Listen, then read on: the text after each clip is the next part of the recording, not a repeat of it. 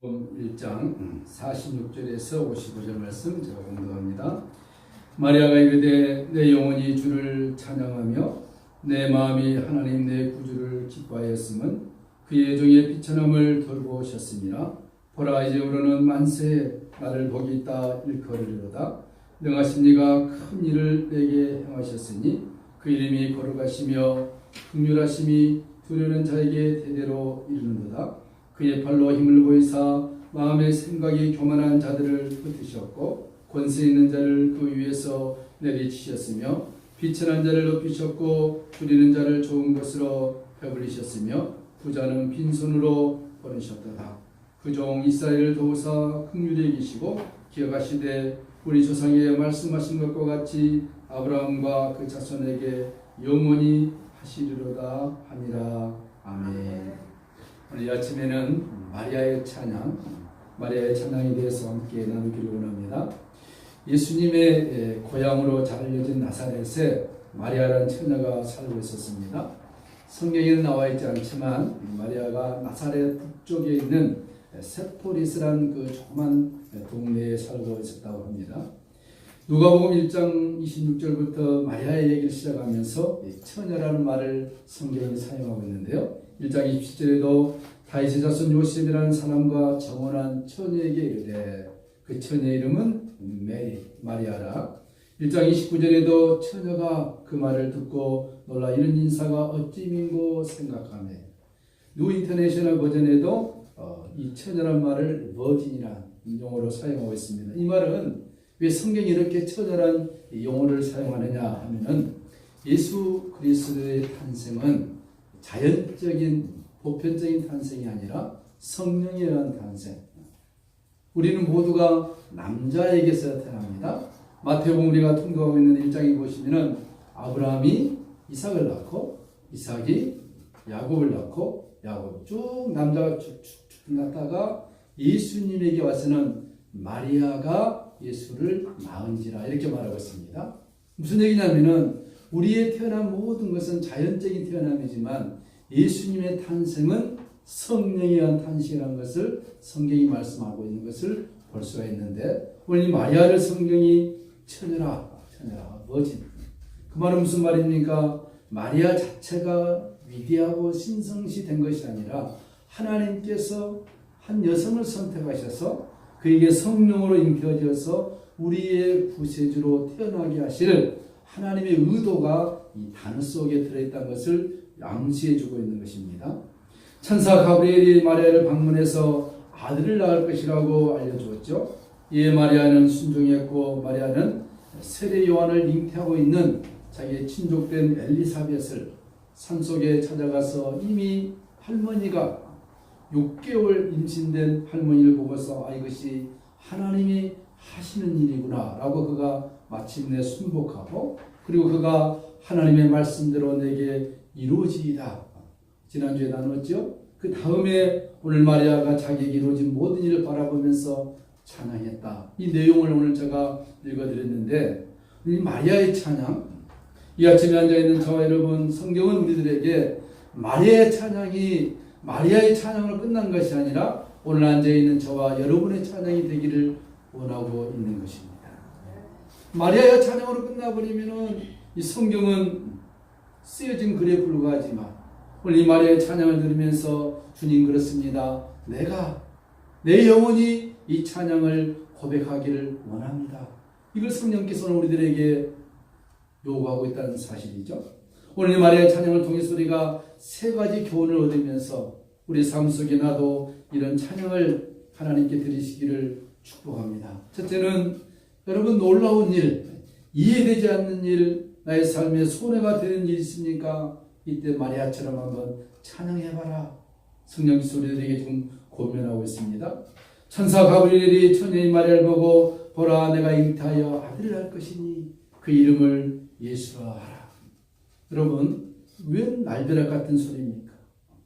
아까 얘기했듯이 처녀의 몸에서 성령으로 잉태될 아이가 있다 그랬습니다. 마리아가 얼마나 당황했겠습니까? 물론 그 당시 마리아가 요셉과 결혼하려고 정혼한 상태에 있었습니다. 우리로 말하면 약혼이랄까요? 그런 관계. 그 관계에 있었는데 요셉과의 아직 동침도 하기 전에 천사가 나타나서 너에게 아들이 있을 것이다. 여러분 같으면 어떻게 하겠어요? 할렐루야 하겠어요? 날벼락이죠. 여러분, 처녀가 아이를 낳는다. 지금은 뭐 별로 희한한 일은 아니지만 제가 어렸을 때 처녀가 아이를 낳는다. 우리 이 동네 가보면은 마을에서 아주 부잡스럽게 큰 애들이 있는데 가끔 보면은 혹시 너는 덥석이죠, 덥석? 거기다가 눕혀요. 말아요. 말아가지고 거기에 사람들이 들어서서 발로 차고 매를 두드리는 거예요. 하도 못된 짓을 많이 하니까. 근데 이 당시에 더군다나 마리아가 살고 있는 이 동네에서는 처녀가 아이를 임신했다. 돌로 맞아 죽습니다. 법이 그렇습니다. 법이. 돌로 때려 죽여요. 그러니까 마리아에게 천사가 다가와서 너에게 성령으로 아이를 잉태시키겠다. 쉽게 접수하기가 어려운 내용이었습니다. 마리아가 거부했습니다. 천사여, 나는 산을 알지 못하나이다. 내가 어찌 이런 일이 나에게 있을 수 있겠습니까? 나는 저 요셉이란 청년과 함께 결혼하여 그저 평범하게 살다가 평범하게 아이 낳고 살다가 한 세상을 살겠습니다. 이게 나의 단촐한 꿈입니다. 어찌 나에게 이런 일이 있겠습니까? 그래서 천사가 끈질기게 마리아와 실갱하고 있는 것을 우리가 복음서에 볼 수 있습니다. 너희 친족 엘리사벳이 있지 않느냐? 할머니가 되었는데 아이를 못 낳는데 그에게 아이가 생겼다. 한번 찾아가 봐라. 마침내 마리아가 저 산속에 있는 엘리사벳을 찾아갑니다. 엘리사벳을 찾아갔더니 할머니가 배가 불러 있는 거예요. 아, 성령께서 하시는 거예요. 설득을 당하고 마리아가 그러면은 하나님의 뜻이면은 말씀대로 내게 이루어지기를 원합니다. 이 아이가 어떤 아이입니까? 이 아이가 큰 자가 되고 지극히 높으신 하나님의 아들이 될 것이요 다윗의 왕위를 이어받고 영원히 야곱의 집에 왕노릇 할 것입니다. 마리아에게는 예언의 말씀이 주어진 것을 볼 수 있습니다. 천사가 그에게 나타난 것입니다. 여러분, 요즘도 가끔 천사를 보신 분들이 있습니다.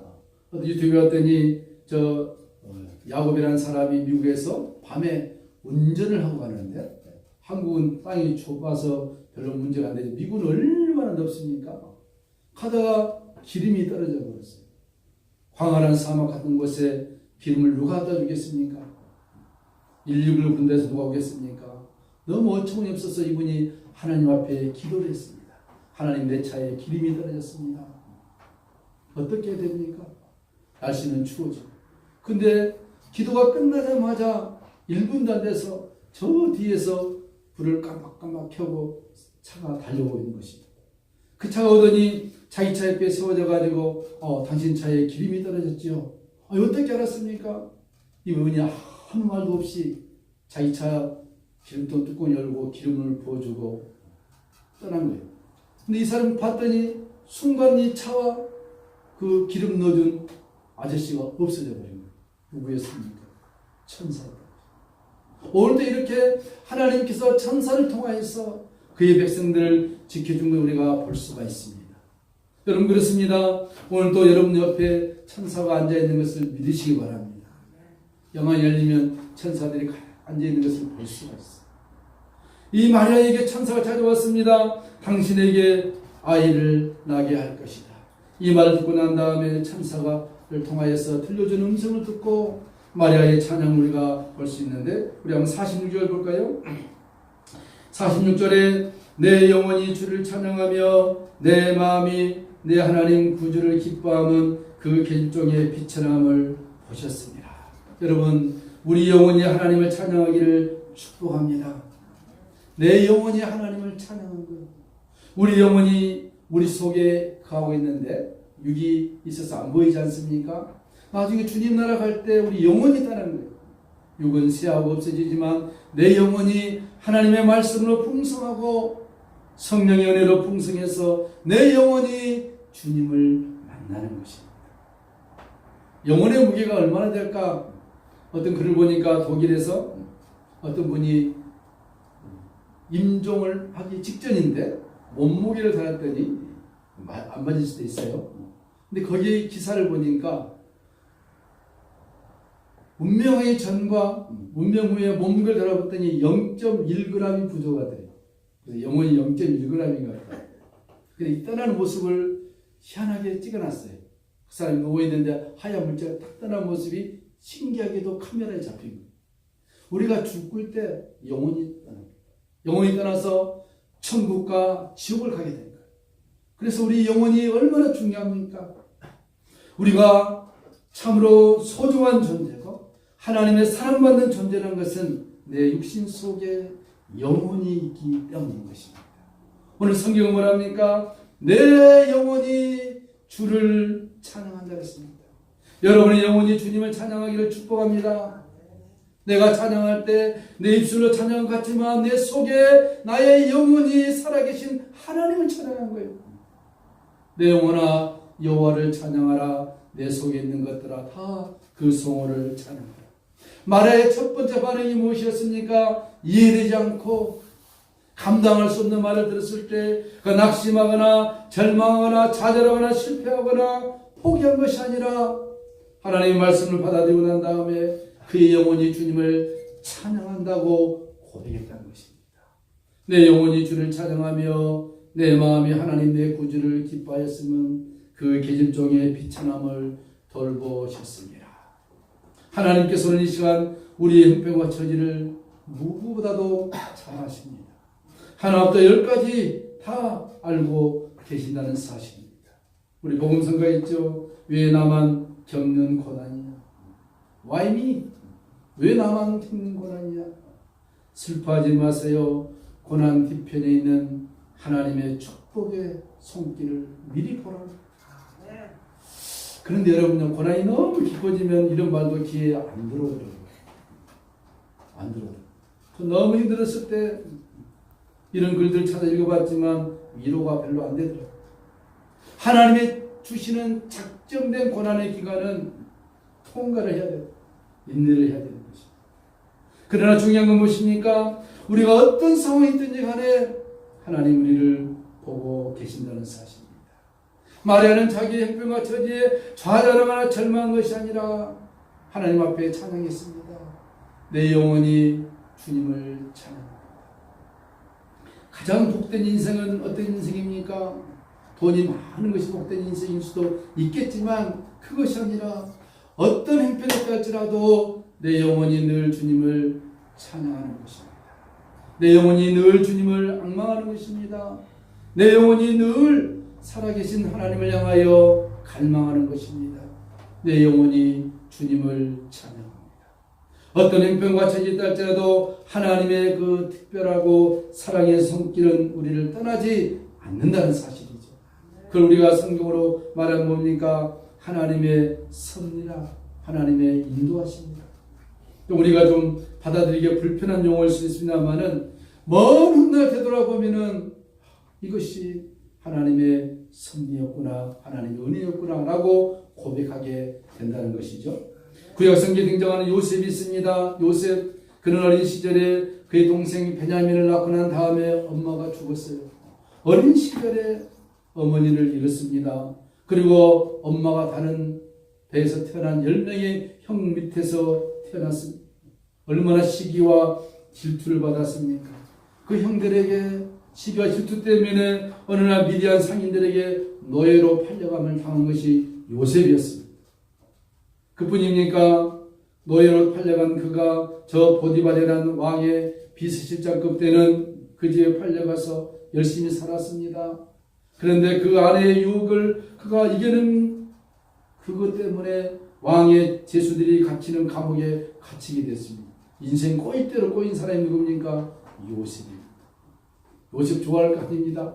인생이 이렇게 꼬여도 꼬일 수가 있습니까?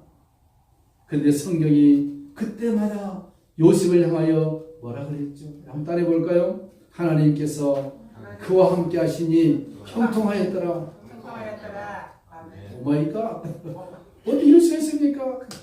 노예로 팔리고 감옥 가고, 그런데 성경이 말합니다.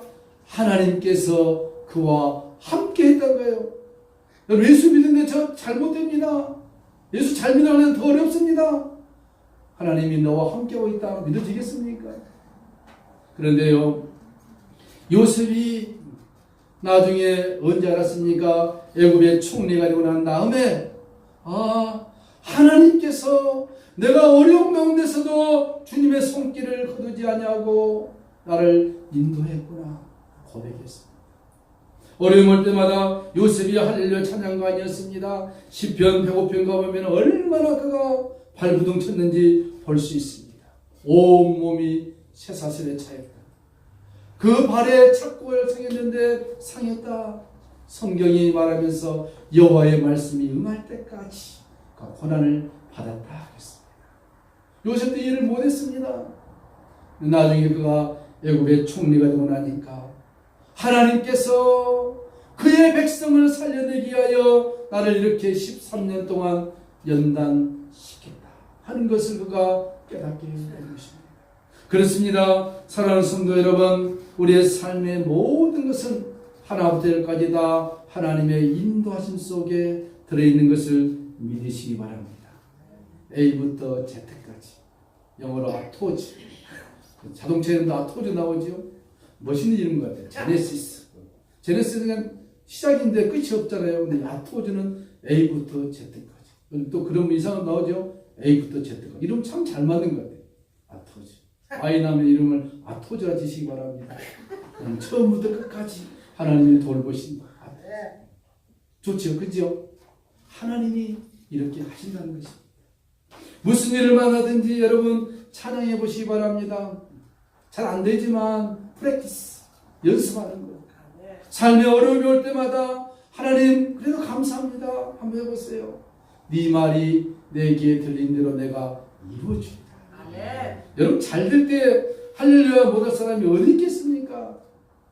안 될 때. 하나님 나 지금 임신하면 죽습니다. 돌마다 죽습니다. 뉴욕도 아니고 저 갈릴리 나사렛 조그만 동네에 내 배불러 오는 것 누가 모르겠습니까? 비행기 냈으면 비행기 타고 뉴질랜드 가지만 갈 수가 없습니다. 그런 천사가 너에게 아이가 잉태할 것이다. 여러분 말이야 죽는 것입니다. 인생 끝난 거예요. 우리에게 감상적으로 시적으로 받아들일 것이 아니라니까요. 이런 절박한 인생, 내 인생이 끝나는 그 상황에서 천사의 말을 받아들인다. 얼마나 어렵겠습니까? 그러나 마리아가 무엇을 봤습니까? 하나님이 나와 함께 하십니다. 그가 고백한 게 무엇이었습니까? 내 영혼이 주님을 찬양합니다. 성숙한 성도 누굽니까? 안 될 때, 예수님을 믿고 믿어도 안 될 때, 그때도 찬양해 보시기 바랍니다. 하나님이 나에게 약속을 주셨는데 왜 더디 이루어집니까? 그때 더 찬양해 보시기 바랍니다. 이 말씀은 여러분에게도 필요하지만 저에게도 필요한 말씀입니다. 하나님 왜 교회가 부흥이 안 됩니까? 그때마다 제가 좌절할 때 꿈을 한 번씩 주는데 사람들이 바글바글한 거예요. 젊은 사람. 교회는 이 교회가 아니에요. 왜? 불가만 책을 보셨듯이 하나님 그렇게 하신다니 그러더라고요.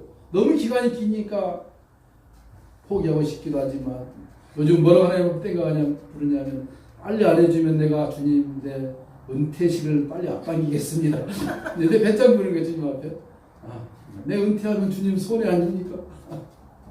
너 아침에도 사모님 꿈에도 젊은 사람들이 이 교회는 아닌데 우리가 좀 낙심하고 좀 좌절되고 올 때 하나님의 꿈으로 정말 용기를 내라. 참아. 내가 역사한다. 우리뿐입니까? 여러분에게도 하나님께서 그렇게 인도하실 줄로 믿습니다. 왜? 하나님이 살아 계시기 때문에.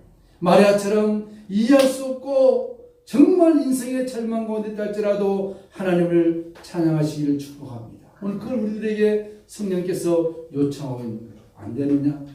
어렵느냐? 삶에 참으로 힘드냐? 그렇지만 나를 찬양해봐라. 찬양 속에 역사하시는 하나님의 능력의 손길을 네가 맛보게 될 것이다. 할렐루야. 오늘 또 두 가지, 두 번째는 우리들에게 무엇을 요청하였습니까? 이 어려운 상황에서도 마리아는 해답을 성경에서 찾았다는 것이죠. 마리아 찬양을 자세히 보면은 어디서 많이 본 것 같죠? 어디서 봤습니까? 구약성경 사무엘상 2장 1절 이하에 나오는 내용이죠. 누구의 내용입니까? 한나라는 여성의 기도와 같습니다. 기도를 해도 하나님이 아이를 안 줍니다.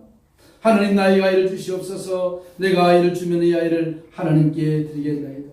몇 년 기도해도 한나에게 하나님께서 아이를 안 줍니다. 성경은 뭐라 했습니까? 하나님께서 한나에게 아이를 주지 않았다 했습니다. 그런데 많은 시간 동안 기도하고 난 다음에 드디어 하나님께서 사무엘이라는 아이를 하나님께서 한나에게 주셨죠. 크고 난 다음에 한나가 고백한 내용이죠. 내 마음이 여호와를 인하여 즐거워하며 내 뿔이 여호와를 인하여 높아졌으며 내 입이 내 원수를 향하여 크게 열렸으니 이는 내가 주의 구원을 인하여 기뻐함이니이다. 여호와와 같이 걸어가신 이가 없으시니 이는 주밖에 다른 이가 없고 우리 하나님 같은 반석도 없으시니. 이 한나의 고백과 마리아의 고백이 같습니다. 이것은 무슨 얘기입니까? 당시에 무슨 신약 성경이 있었습니까? 그저 두루마리로 내려온 그런 성경밖에 없었는데 그럼에도 불구하고 조그만 동네에서 이 처녀 마리아가 아무도 자기를 알아주지 않나 할지라도 그런 하나님의 말씀을 묵상하고 하나님의 말씀을 암송하고 그 말씀을 쫓아 살아가는 아주 신실한 하나님의 사람이었음을 볼 수가 있습니다. 그 고백한 내용을 보면은 49절에 능하신 이가 큰 일을 내게 행하셨으니 그 이름이 거룩하시다. 이 말씀은 시편 72편 19절의 말씀을 인용하고 있습니다. 마리아가 이 말씀을 몰랐다면 어떻게 고백할 수 있겠습니까? 53절에 줄이는 자를 좋은 곳으로 배불리셨으며 부자를 빈손으로 보내셨도다. 이 말씀은 시편 107편 9절의 말씀을 인용하고 있는 거예요. 마리아가 구약성경 시편을 몰랐다면 어떻게 이런 말씀을 인용할 수가 있겠습니까? 이것은 이 마리아가 삶 속에 하나님의 말씀을 늘 묵상하고 사모하고 사랑했다는 반증이 아니겠습니까? 성도 여러분, 하나님의 말씀을 사랑하시기를 축원합니다. 그저 쓰여진 종이의 글이 아니라 내가 말씀을 읽고 묵상하고 하나님의 말씀을 들을 때 내 영혼이 주의 음성을 듣습니다. 육은 잘 몰라요. 그렇죠? 그러나 영이 강하면은 하나님의 말씀이 스펀지처럼 내 영혼이 빨아들인 것을 느낄 수가 있습니다. 평범한 사람들은 잘 못 느낄 수 있어요. 그럼에도 불구하고 하나님의 말씀이 있고 하나님의 말씀을 듣고 묵상할 때 내 영혼이 주님의 영의 양식을 받아들인다는 것입니다. 여러분 콩나물 키우는 것 해보시는 모르겠는데요. 콩나물 시골에서 어렸을 때 보면은 방 안에다 기르지 않습니까? 물을 주면은 물이 다 쏟아져 버려요. 그냥 쑥 내려가 버리죠. 그런데 콩나물은 자라나. 무슨 의미입니까? 하나님의 말씀을 읽었는데 들었는데 몰라요. 내 영혼은 그 말씀을 받아들입니다. 그래서 말씀을 듣고 말씀을 읽고 묵상하고 암송하는 것이 그렇게 중요한 거예요. 저희 교회는 한 달씩 이렇게 계속 리핏 바이 리핏 계속 읽는 거예요. 마태복음 읽다가 마태와 사랑에 빠지시길 축복합니다. 마태복음 읽는 거예요. 하나님 말씀이 있는 거예요. 그냥 읽지만 재미가 없을지라도 읽고 나면은 성령께서 내 영혼을 터치해 주십니다. 낭낭낭. 어려움에 처할 때 하나님의 그 말씀으로 우리에게 다가와 주신다는 것입니다. 마리아가 하나님의 말씀을 사랑했습니다. 간단한 거 아니죠. 말라기부터 예수님 오실 때까지 400년 동안 그 이스라엘 나라에 하나님의 말씀이 희귀했습니다. 솔레라. 선지자가 없었어요.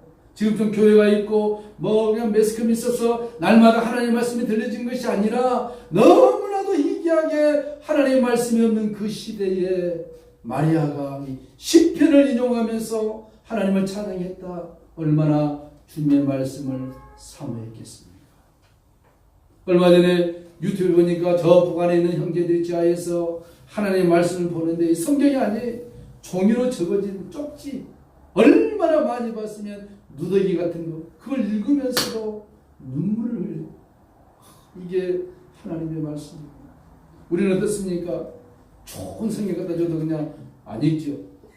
구절 읽고 나면 어느새 꿈나라로. 우리와 그들과 뭐가 다릅니까? 다른 거 하나입니다. 하나님의 말씀을 사랑하는 마음의 애티튜드, 태도가 다른 거예요. 주의 말씀은 진리요 내 길의 빛입니다. 오늘 이 시간 이후부터 우리 하나님의 말씀을 사랑해 봅시다. 하나님의 말씀은 능력이고 축복이고 권능이고 그 말씀이 육신이 되어 우리 가운데 거하심에 우리가 그의 영광을 보니 아버지의 독생자의 영광이요 은혜와 진리가 충만하더라. 누굽니까? He is Jesus Christ. 예수 그리스도. 하나님의 말씀이 육신이 되는 능력. 이 말씀을 사랑하시면 말씀이 권능이기 때문에 우리를 영원한 나라로 인도하실 줄로 믿습니다. 나 아이 낳았으면 죽습니다. 처자가 임신하면 돌맞아 죽습니다. 그럼에도 불구하고 마리아가 그 말씀을 받아들인 것은 말씀은 능력이 있고 말씀은 권능이 있고 이 말씀 자체가 하나님이기 때문에 마리아가 받아들인 것입니다. 좀 삶이 어렵습니까? 힘듭니까? 말씀을 받아들여 보시기 바랍니다. 그 말씀이 우리를 축복의 항구로 넉넉하게 인도하실 것입니다. 마지막으로 오늘 성경 우리에게 요청합니다. 하나님의 위대하심을 우리의 삶 속에 간절히 찬양해봐라. 그냥 주먹구구식이 아니라 하나님 나의 삶을 이렇게 인도하신 것 감사합니다. 구체적으로 한번 찬양해봐라. 46절에서 48절까지 마리아가 자신에게 행하신 하나님의 역사를 찬양합니다. 49절 50절에는 하나님의 성품을 찬양합니다. 하나님의 능력, 하나님의 거룩하심, 하나님의 자비하심을 찬양합니다. 51절에서 53절까지는 사회의 문제까지 좌우지하시는 하나님의 주권적인 사역을 찬양합니다. 나머지 54절과 55절은 이스라엘을 향한 하나님의 자비하심을 찬양합니다. 그냥 찬양한 게 아니라 너무 신학적이에요. 이거 무엇입니까? 우리의 삶에서 구체적으로 하나님을 찬양해봐라. 위대하십니다. 지금까지 인도하신 하나님의 은혜를 찬양해봐라. 그러면 그 찬양이 열매를 맺어서 우리의 삶 속에 더 큰 찬양을 불어넣으실 하나님의 은총이 그 안에 담겨져 있는 것을 너희가 보게 될 것이다. 여러분 그렇습니다. 누가복음에 쓰여진 성경 이 말씀은 마리아의 찬양으로 끝나는 것이 아니라 오늘 이 찬양이 저와 여러분의 찬양이 되기를 축복합니다. 성령께서 요청하십니다. 너희가 지금 이 찬양을 해봐라. 너희 삶 속에 놀라운 역사를 내가 일으킬 것이다. 나는 죽어있는 하나님이 아니라 살아있는 하나님이 오늘 또 찬송 중에 거하시며 그들의 백성의 찬양을 들으면서 우리의 찬양을 통하여 하나님의 놀라운 기적을 행하게 하실 것이다. 영혼이 살아나고 죽은 자가 살아나고 병자가 살아나고 가난해서 일어나고 안 되는 것에서 되게 하시는 하나님의 능력이 어디에 있느냐? Be praised to God. 하나님을 찬양해봐라. 단순한 찬양이 아니라 나의 영혼을 사랑하시고 지금까지 인도하신 그 하나님의 은혜를 찬양해봐라. 찬양이 기적을 일으킬 것이다. 하나님 아버지 감사합니다. 이 아침에 마리아의 찬양이 우리의 찬양이 되기를 소원합니다. 성령께서 우리 영혼에 요청하신 것 마리아의 찬양으로 끝나는 것이 아니라 우리 찬양이 우리들의 찬양이 되기를 원하신 주님, 우리가 찬양하여 하나님의 큰 영광을 목도하는 주님의 신실한 백성들이 다 되게 하여 주시옵소서. 감사드리오며 예수님의 이름으로 축복하며 간절히 기도하옵나이다. 아멘. 찬송가 64장 찬송하십니다.